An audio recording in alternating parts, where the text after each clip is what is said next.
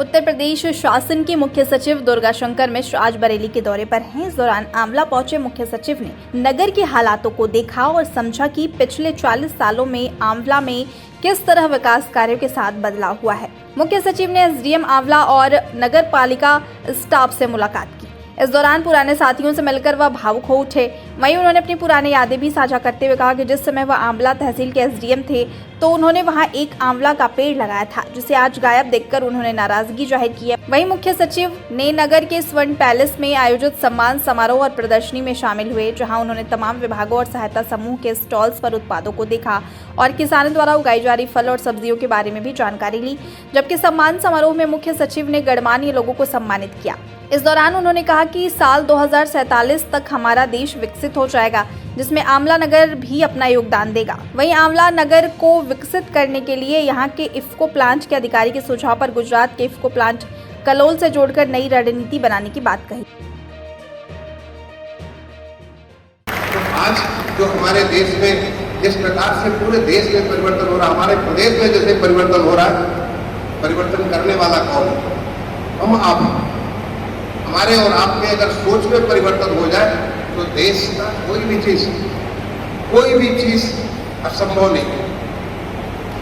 आप अगर सोच लो कि 2047 में अगर हमारा देश जब विकसित देश होगा तो हमारा शहर आंवला भी विकसित आंवला होगा। जब आप कहोगे, जब कहते हो कि इंडिया 2047, तो आप कहिए आंवला 2047। एक सपना देखिए कि क्या हम कर सकते हैं आंवला को 2047 में। अभी सवेरे में आंवला की इफ्को फैक्ट्री का भ्रमण कर रहा था। वहाँ के ईडी राकेश पुरी साहब से, उनके साथ हम लोग सारा घूम रहे थे, उनसे बात हुई। उन्होंने बताया कि गुजरात का एक अहमदाबाद के पास एक शहर है कलोल शहर, वो कलोल शहर में सबसे पहले इफ्को का प्लांट है। उन्होंने बताया कि कलोल शहर जो है आज बहुत ही विकसित शहर बन चुका है, लेकिन साथ ही उन्होंने बताया कि आंवला उतना विकसित नहीं। मैंने तुरंत उनसे निवेदन किया कि ऐसा करते हैं कि आंवला और कलोल को हम सिस्टर सिटी बना देते हैं।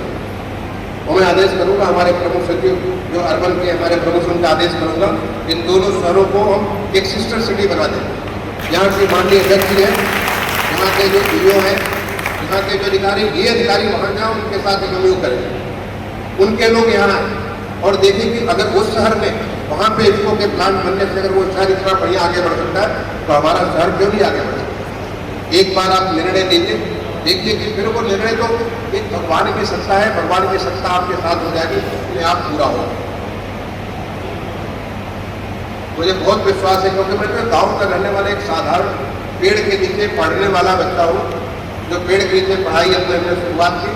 कमरा तो एक का कक्षा 5 में पढ़ने के लिए, और वहां से पढ़ करके फिर वो भगवान रास्ता निकालते चलेंगे। एक बार आपके मन में संकल्प हो, अपने आप रास्ता निकालते।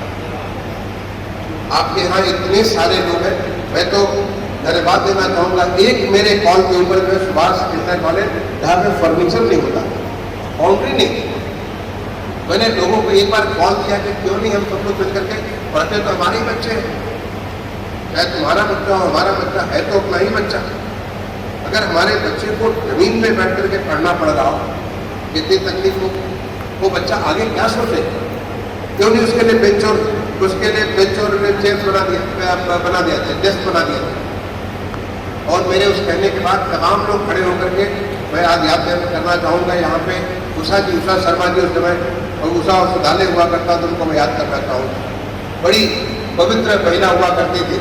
जब भी मैं ऐसे कोई कॉल देता था, कभी सबसे पहला पूछता था, सबसे पहला मेरा संकल्प है, मैं यहाँ पे 5,000 रुपये 10,000 रुपये दे रही हूँ।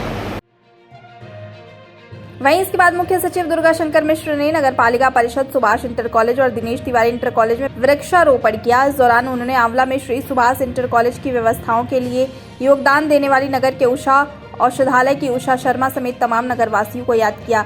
इसके साथ ही मुख्य सचिव ने नगर के बाहर लिलौर झील को दौरा कर उसे पर्यटन की दृष्टि से विकसित करने की बात कही। वहीं अगले पड़ाव में अपने काफिले के साथ सावन के मौके पर गुलड़िया उपराला स्थित गौरी शंकर मंदिर पहुंचे, जहां मुख्य सचिव ने शिवलिंग पर जलाभिषेक किया, जिसके बाद उन्होंने अहिछत्र जैन मंदिर में भी दर्शन किए। आर्थिक आय का केंद्र भी बनेगा, तो संभावनाएं बहुत है। इसको हमारे जिलाधिकारी महोदय और इसमें हमारे माननीय मंत्री जी ने विशेष रुचि लिया। माननीय मंत्री जी ने बताया कि जब वो पर्यटन मंत्री जी हुआ करते थे, अभी तो पर्यटन मंत्री जी और इसमें जो है माइनॉरिटीज़ के मंत्री जी हैं, दुग्ध विकास के मंत्री जी हैं, जब वो पर्यटन मंत्री होते थे तो उन्होंने जो हमारा महादेव जी का जो मंदिर है उसका उन्होंने पूरा जीर्णोद्धार कराया था। और उसी जगह को हम एक पर्यटक स्थल के तौर पे पूरा डेवलप कर सकते हैं, दर्शनीय स्थल डेवलप कर सकते हैं। तो मैं सोचता हूँ जिलाधिकारी और हमारी जो उनकी टीम है, उस टीम के द्वारा, DFO के द्वारा जो प्लांटेशन वगैरह किया जाए, उससे एक अच्छा जगह बन करके तैयार हो।